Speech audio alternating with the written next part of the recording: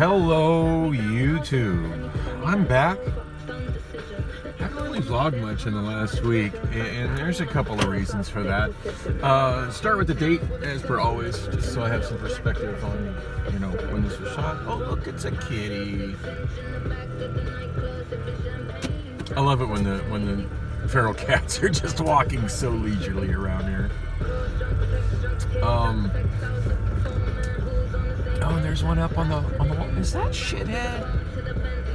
No, that wasn't Shithead. She don't usually come down this far anymore. She usually hangs out in two buildings to the west.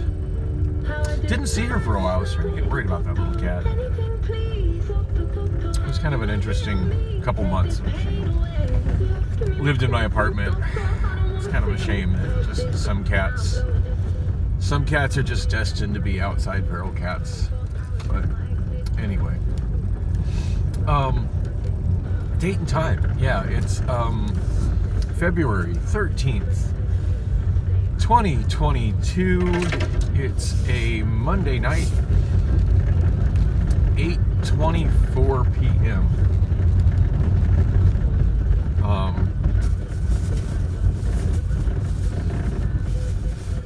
8:24 p.m.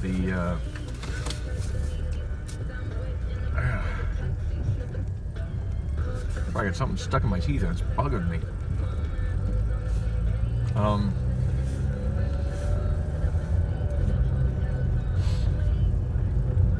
Yeah, I now figure out the time by looking at the clock on my car stereo and adding 4 minutes to it. I've never had a car stereo or a clock, clock in a car, dashboard clock, anything of that nature, be so consistently bad at maintaining the time. I remember my first Saturn, which I kind of acquired that through marriage. When I hooked up with my now dead ex-wife, she had just bought a brand new Saturn SL2. She worked at a Saturn dealership in North Scottsdale as a salesperson, which from all accounts she was absolutely terrible at, but that's a separate tragedy.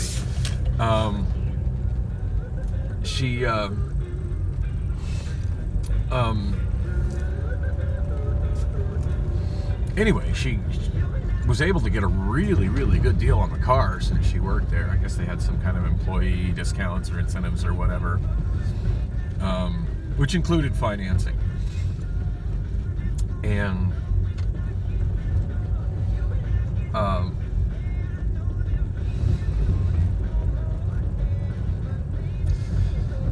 she had custom ordered that car, so it did not have a usual set of like the option package that was on it. Okay, this is crooked as fuck. Is that better? I can't tell. Oh, fuck off, dude. I just became the guy blocking the street at the stop sign. Oops. Oh well.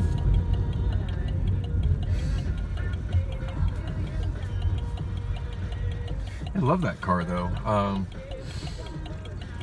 Yeah, she pretty much got every safety feature on it. So it had anti-lock brakes. Unlike this one, I've had a couple near misses in this car where the brakes have locked up and it's been absolutely terrifying. So I really do wish this had the anti-lock brakes on it. The other one had. This one's 5 years newer than that one was too.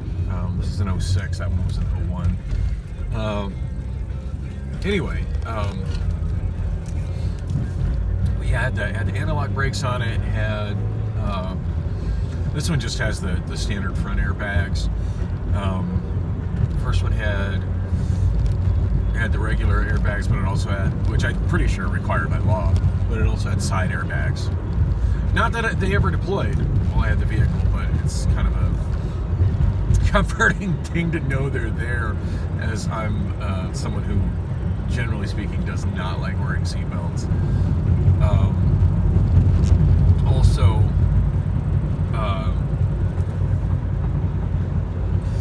The most unusual feature, though, that it had was that it had the premium sound system. It had, I believe, the nicer interior package. I really don't remember the details on that, but this has a nice interior. That had a nice interior, but I mean, nice interior to Saturn is still pretty mediocre. Although, just for what it's worth, I as a Phoenician, and just in general, much prefer cloth seats to leather seats. So there's that. Anyway, yeah, it had an amazing sound system in it. And the feature that it had that I liked best, which is a very uncommon thing on Saturns, is generally speaking, the dealerships didn't stock them. It was something you had to special order because so few people wanted it. But it had a 5-speed in it,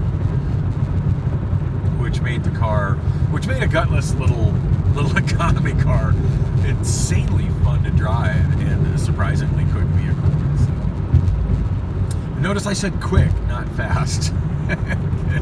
its top speed was still something pretty unimpressive. But as far as how quick it can accelerate, if you've ever driven a 5-speed, pretty much anything with a 5-speed will accelerate to whatever speed you hit when you get to 5th gear as quickly as you can work the clutch and shift the gears. So, I mean, shit, I used to drive a little red 1989 and a half Yugo GV, and at 0 to 50, it was pretty impressive. Like, gaining speed after 50 miles per hour, that was another story. But I can accelerate quickly at a red light when the light changes. If I shifted it right. Anyway, I wasn't going to talk about my Saturn or my old Saturn. I forget what got me thinking about my ex-wife. I'm sure it was something to do with Saturn. Oh, God. Oh, yeah. No, I was just thinking about... Hello, running out of lane. Thinking about...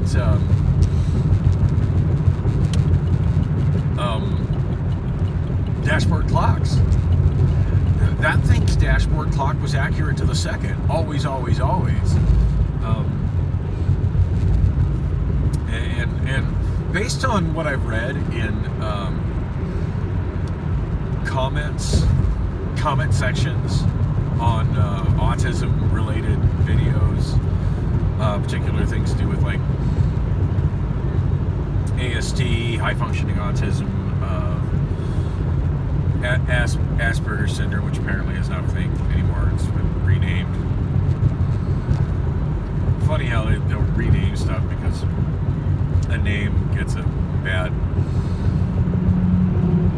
connotation to it. As if a midget still isn't a midget, right? And if someone with Asperger's syndrome magically doesn't have Asperger's syndrome after it gets renamed to ASD or whatever the fuck they're calling it now, the DSM-5. Anyway, so yeah, from what I've read in the comments, it's a very common thing for people to be bothered by clocks that are not accurate, and that's always been a thing for me, big time. Now, I don't really associate it with autism as much as all the time I spent as a broadcaster. Clocks being accurate to the second were necessary for things as syncing up to news feeds and syndicated program feeds. So yeah, it's always something that's been really important to me. So I tend to synchronize clocks I have to the second. Obviously, I don't bother with the dashboard clock in this Saturn because it loses time. It's 4 minutes off now, and I'm pretty sure at one point, the last time I set it, I had it synchronized within a minute. I didn't bother synchronizing the second because it loses seconds every day. But yeah, I do remember I synchronized the one in the Saturn that came with the wife, and it was accurate. Like it would always, it would turn over. It didn't have a second hand on it, or a second indicator on it. It was digital, no hand. But it did have.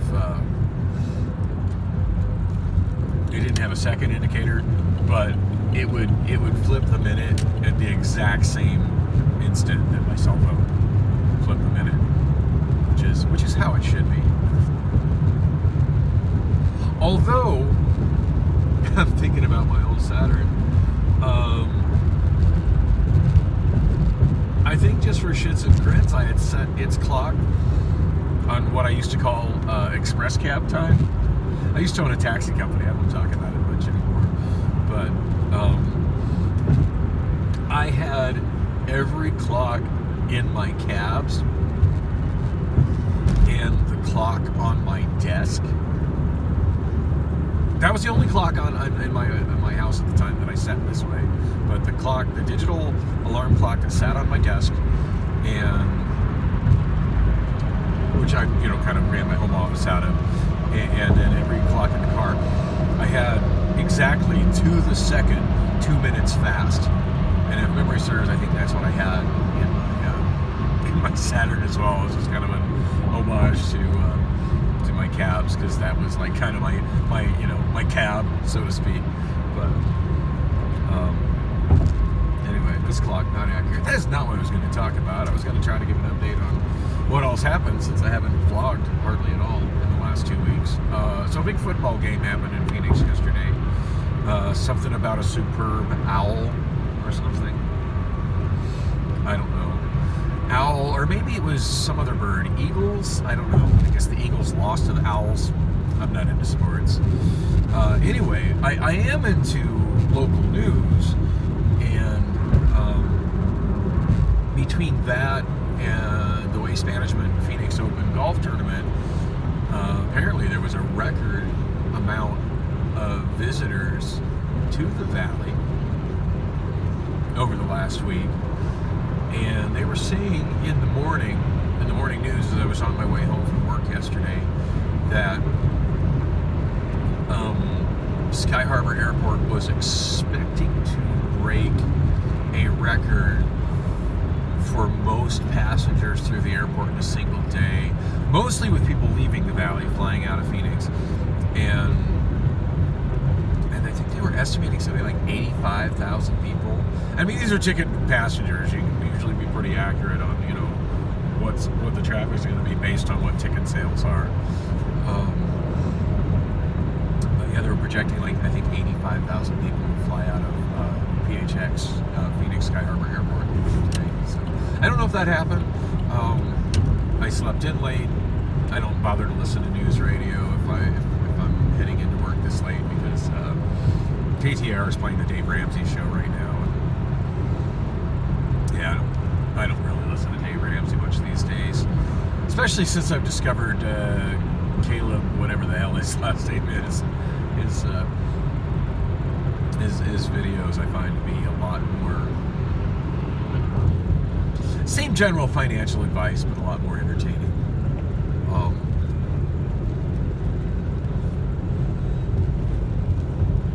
My eyes are really bothering me today. There's something in my apartment that's severely irritating my eyes. I have to figure out what the hell it is. It's probably just dust. Desperately need to do a deep cleaning in the place, but God, there's the time and motivation for that. I am not in the right lane. Or should I say the correct lane?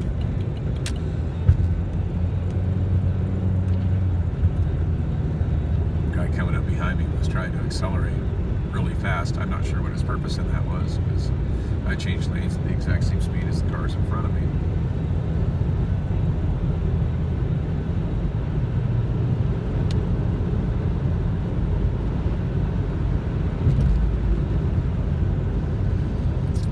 So the main reason I haven't vlogged much is just so brutally behind on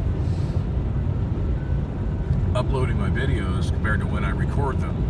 which becomes a bit of a problem eventually, because sometimes I'll edit a video and then I'll go to export it in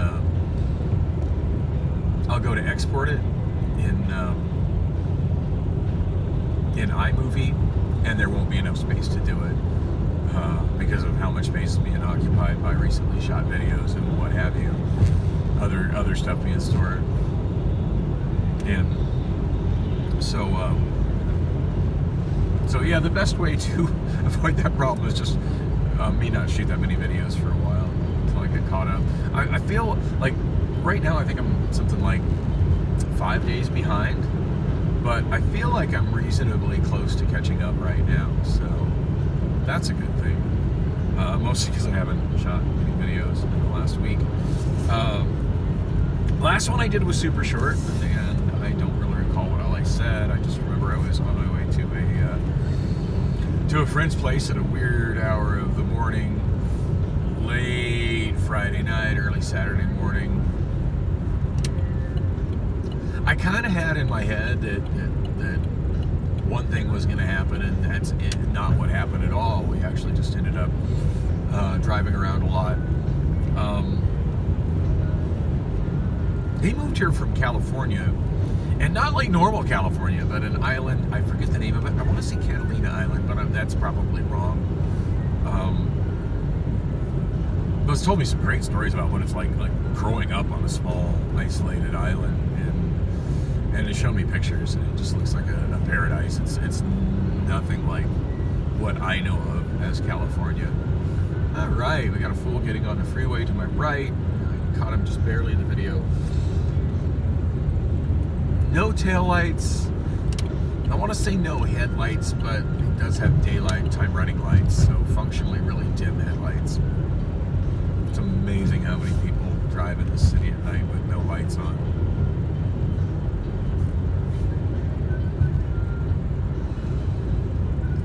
Dang, I'm almost to 2 hour 3, so I guess I need to wrap this up. Anyway, so he's never drove before. Grew up on an island where very few people drive. There's not much need for driving, and it's very difficult to get a car there. I'd love to visit there someday. I kind of have a love-hate relationship with cars. I really do love driving, but I hate the hassle that goes with trying to maintain cars and keep cars running and pay for cars, and it's the financial nightmare that cars can be. And then I hate how much hell life becomes without a car, and how limited your life is, at least as an American, as an Arizonan, your life becomes without a car. I mean, I read online about how it's different in Asia, and it's different in Europe. Yeah, I've never been to Asia or Europe. I can't compare.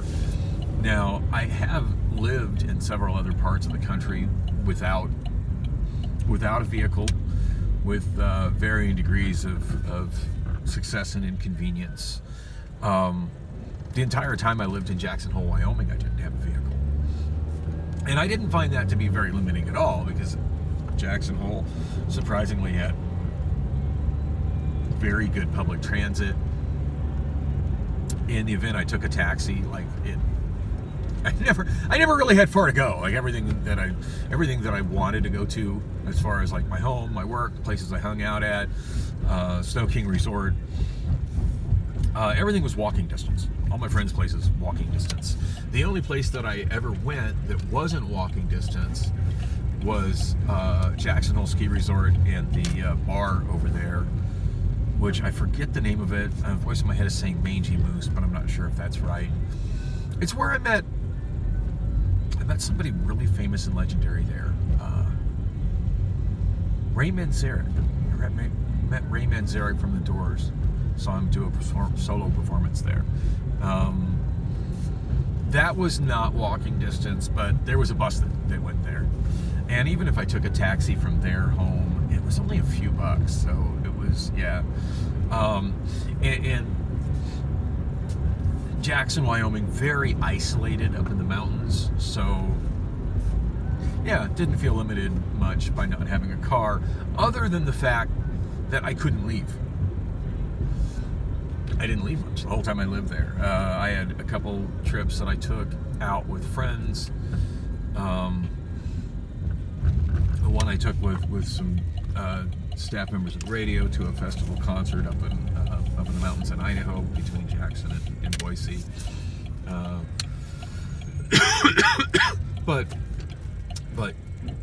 But yeah, I think if I had a car, I would have. I question what my life would have been like. Like, would I have driven places if I had a car? Because that would have been kind of wasteful. But sometimes it would have been sort of convenient, I guess. But I think if I had a car, I would have probably taken day trips to, like Yellowstone Park. Because Yellowstone Park was really close, and the whole time I lived in Jackson, I never once went to Yellowstone because I didn't have a car. I think I probably would have made occasional trips to Du Bois and to Cody and Powell, and maybe tried to reconnect with some of the friends I had in Cody and Powell when I lived in Cody and Powell, which I didn't. Like, my world was really small. Anyway, I wasn't going to talk about that either. Ran back talking about life without a car. Anyway, so yeah, I can imagine the island, the way my friend has been describing it, would be very much like that. Like, just so isolated and so small that for your life on the island, there's just absolutely no need for a car, and that seems kind of heavenly to me. I didn't feel like my life was lacking whatsoever living in Jackson without a car, whereas my last stretch in Phoenix without a functioning car was absolute hell to me. I made it work while I did, but oh my God, like, I just think back. In some ways, I think back on it, it was just like this never-ending nightmare of, fuck, why didn't that bus stop for me, kind of shit. And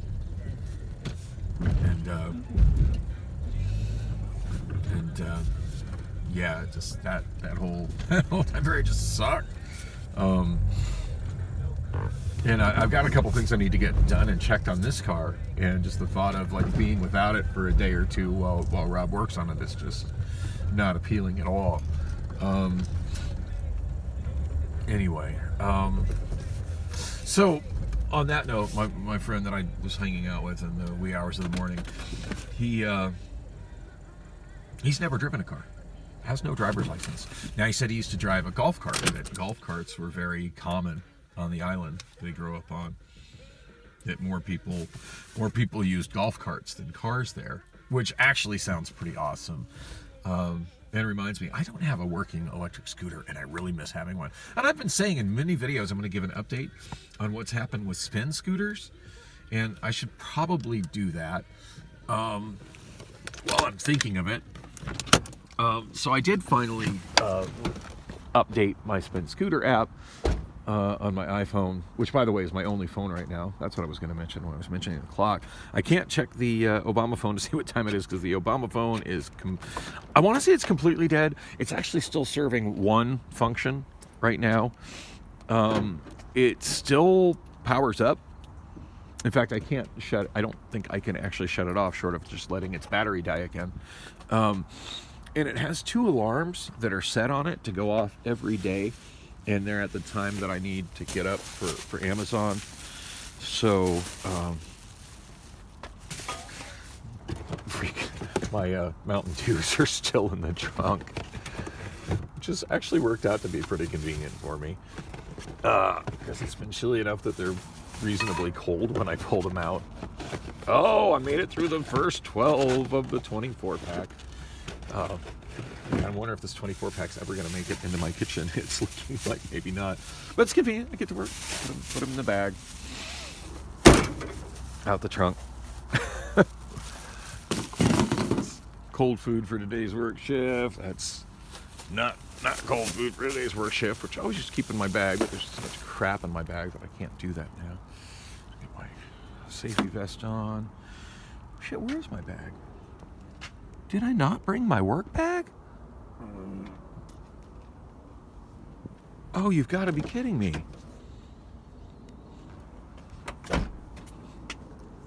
Oh my God. I think I forgot to bring my work bag. Wow. I mean, I got my it's not going to be a big deal. I've got my lanyard attached to my safety vest, and it's got my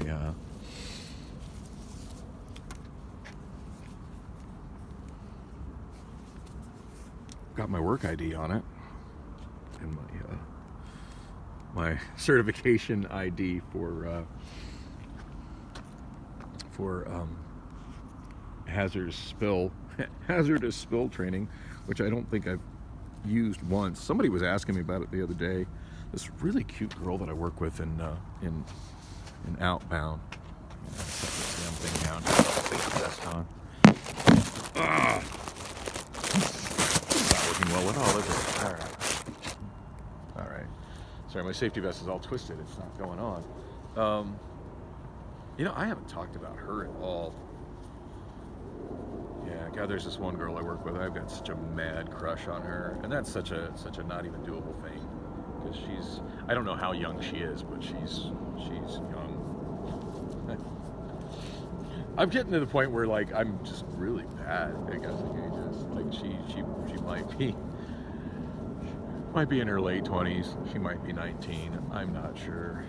But at any rate, she's a absolutely gorgeous, total sweetheart. And she recently got pit trained. So she was loading, what was it, Friday night? Saturday night. Did an overtime shift on Saturday night. She was loading freight for the first time. Prior to that, all she'd ever done is tote unloading. And she hadn't really got to do a whole lot of that. On that particular shift, lately there's been an overabundance of trained pit drivers working, and then when you got people with seniority like me coming in, picking up overtime shifts when that's not even my shift, like, it translates to not a lot of opportunities for the new people. But it was cool. She was and I can't remember her name. I've mentioned before I have this bad habit of giving all my coworkers nicknames, and in my head, and I keep wanting to call her Bug, because she's cute as a bug, and every time I look at her, I just keep thinking of how much I want to smash. Anyway, why was I mentioning her? Oh yeah, because that's who I was talking with about my rather unique ID card that's on my lanyard. For hazardous spill cleanup. She had asked if it's like, you ever use the training? I'm like, no, not at all. I said, at this point, it's lost on me. That class was so long ago. I said, it's only thing that's handy about it is it has a list of the locations of all the spill carts. Because it's hard to remember where all the spill carts are in this big ass building. But anyway, Amazon has different color ID tags for different things. Like, most everybody I work with has a blue badge. I have a blue badge. Blue badge basically indicates that you're full-time hourly associate. Permanent full-time. There's white badges. Now, I never saw white badges when I started here, but I've been seeing white badges lately. And white badge means that you're seasonal help, or you're considered a temporary hire. So you're hired with the understanding that you could be let go at any time. It is not a permanent full-time job. It is a temporary job. Of course, in today's day and age, and honestly, as long as I've been alive, I've always looked at all jobs as kind of temporary. I mean, I had so many jobs that were supposed to be permanent where, they ended not that long into the job, or, I got let go or whatever for no explanation. I just didn't, they just stopped scheduling me. I've just kind of grown to accept that as a part of life, which Amazon has been an odd exception to that for me. The other color badge, I've been recently seeing the white badges though here. The other color badge that's worth noting is a yellow badge, And what that means is contract worker. In other words, that person doesn't actually, even though they work in the building and they have the security badge to get in and out of the building, they work as a contractor. They work for another company within the building. Primarily, where the people I see that are security people who I think work for Securitas, and security people who work for Securitas, and then the building maintenance people, which is that company is called ABM. So anyway, I noticed that Bug had an orange tag, which caught my eye, and I asked her what. He's like, "Whoa, what's that? You have an orange tag?" I said, and anyway, we had this conversation about the tags, and then she showed it to me, and it's a different thing, and I guess it has to do with. She said that was to show that she was trained for the robotic palletizer, that she's got robot training, which is interesting. And I knew she had, I knew she was robot trained. I've just never noticed any of the other robot palletizer operators having an orange tag. I've never noticed that before. Not that I really look at people's tags. Just, probably that was just a matter of I was just looking at her because she's very pleasing on the eyes. But anyway, she was showing it to me, and it's got some other information on the back of it. So of course I had to show her my hazardous spill one. There it is. And anyway, that was a pleasant conversation. I forget what the hell I was talking about. I need to get my ass in and get to work. I'm so late, which is fine. Got plenty of PTO, a little low on UPT, but whatever. Anyway, what was I gonna say that was relevant? Oh, so yeah. Anyway, so my friend that I went to visit at the wee hours of the morning,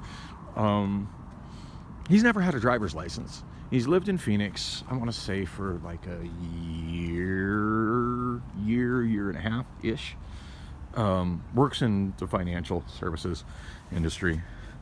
I don't know, that kind of a desk job to me just sounds painfully boring. I just don't see me enjoying a office job, desk job kind of thing. But works in a shiny office downtown in morning hours that I would hate, and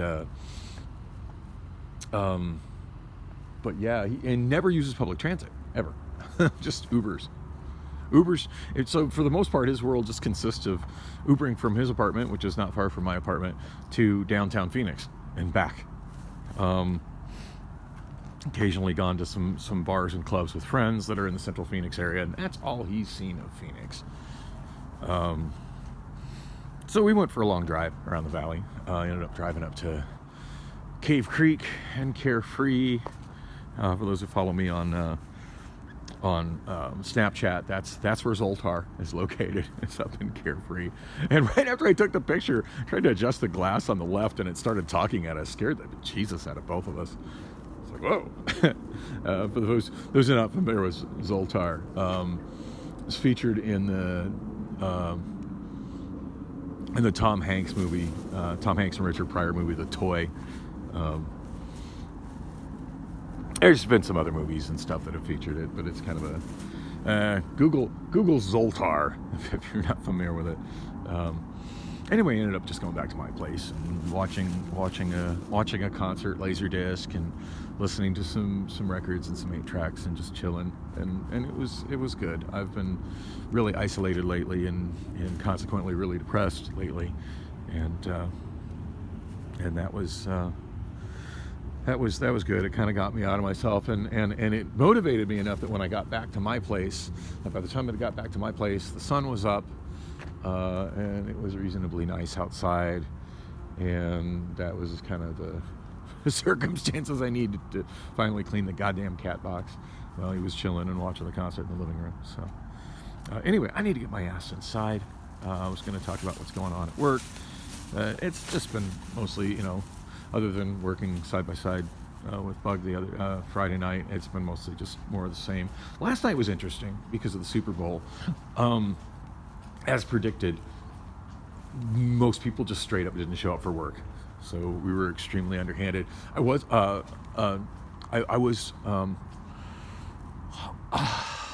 extremely short-handed. Sorry, underhanded and short-handed are not the same thing. Extremely short. God, sounds like something from Biden's State of the Union address when he said off the table, and that's not what he meant. I forget what it was he meant. I forget what the example was, but he used an expression that meant something completely different than what he meant, and it was funny.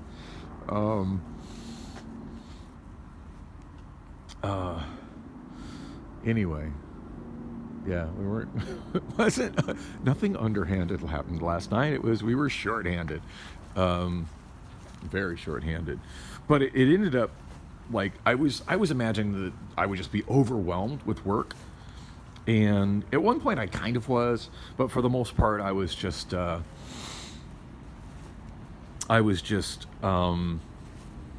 was fun watching the managers freak out because things weren't getting done due to the lack of people.